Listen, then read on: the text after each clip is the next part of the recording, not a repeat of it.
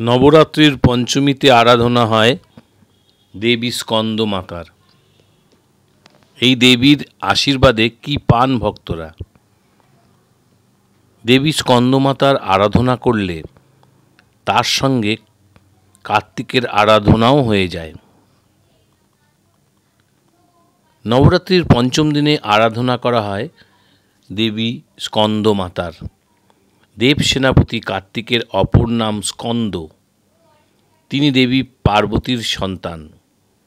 স্কন্দ মাতা রূপে তাই দেবীকে কার্তিকের জননী হিসেবে কল্পনা করা হয়। আশ্বিন এবং চৈত্রের নবরাত্রিতে মহাদেবীকে স্কন্দমাতা রূপে আরাধনা করেন ভক্তরা। দেবী স্কন্দমাতা চতুর্ভুজা। তার ওপরের দুই হাতে থাকে পদ্মফুল, আর নিচের এক হাতে তিনি স্কন্দ বা কার্তিকেয়কে ধরে রাখেন, আর অন্য হাত থাকে বরযুক্ত মুদ্রা বা আশীর্বাদ সূচক ভঙ্গিমায়। দেবী পদ্মাসনা রূপে থাকলেও তার বাহন সিংহ সঙ্গেই থাকে। দেবীর কোলে থাকে স্কন্দ বা শিশু কার্তিক, যার হাতে থাকে তীরধনুক, কিন্তু তার মুখ তথা মাথা 6টি। দক্ষিণ ভারতে অবশ্য এই কার্তিকেরই উপাসনা হয়। সেখানে দেব সেনাপতি কার্তিককে বলা হয় মরুগান। দক্ষিণ ভারতে অনেকে আবার কার্তিককে ডাকে সুব্রহ্মণ্য নামে। শিবপুরাণের রুদ্রসংহিতা কুমারখণ্ড অনুযায়ী মহাপরাক্রমী অসুর তারকাসুরকে বধ বা হত্যা করতেই দেব সেনাপতি কার্তিকেয় জন্মগ্রহণ করেছিলেন।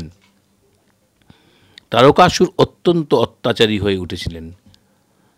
তার অত্যাচারে মুনি, ঋষি থেকে দেবতা সকলেই অতিষ্ঠ হয়ে উঠেছিলেন। শিবের যাতে সন্তান না হয় সেজন্য তারকাসুর শিব দুর্গার বিয়েতেও বাধা দিয়েছিলেন, কিন্তু তাতে লাভ হয়নি। সেই বিয়ে হয়েছিল যথাসময়ে জন্ম হয়েছিল দেব সেনাপতি কার্তিকেয় বা কার্তিকের। পুরাণ অনুযায়ী দেবী স্কন্দমাতার আশীর্বাদ অত্যন্ত কার্যকারী। তার আশীর্বাদে ভক্তদের যাবতীয় মনস্কামনা পূরণ হয়, জীবন শান্তিময় হয়ে ওঠে। দেবী স্কন্দমাতা তেজ, শৌর্য, পরাক্রম, বিদ্যা ও অভয়দানের প্রতীক। সাধকদের একাংশের মতে তিনি দেহের বিশুদ্ধ চক্রে অধিষ্ঠিতা। নবরাত্রির পঞ্চম দিনে দেবী স্কন্দমাতার আরাধনা করলে বিদ্যার প্রাপ্তি, বল ও শত্রু বিনাশ ঘটে। এই দেবীর আরাধনা করলে সঙ্গে কার্তিকের আরাধনাও হয়। কাশী তথা বারাণসীতে দেবী স্কন্দমাতার মন্দির রয়েছে। কাশীর নাগকুড়ার কাছেই রয়েছে দেবী স্কন্দমাতার মন্দির। মন্দিরের গর্ভগৃহটি ছোট হলেও স্কন্দমাতার বিগ্রহের আয়তন যথেষ্ট বড়। আশ্বিন এবং চৈত্রের নবরাত্রির পঞ্চমীর দিন কাশীর এই মন্দিরে ব্যাপক ভক্ত সমাগম ঘটে।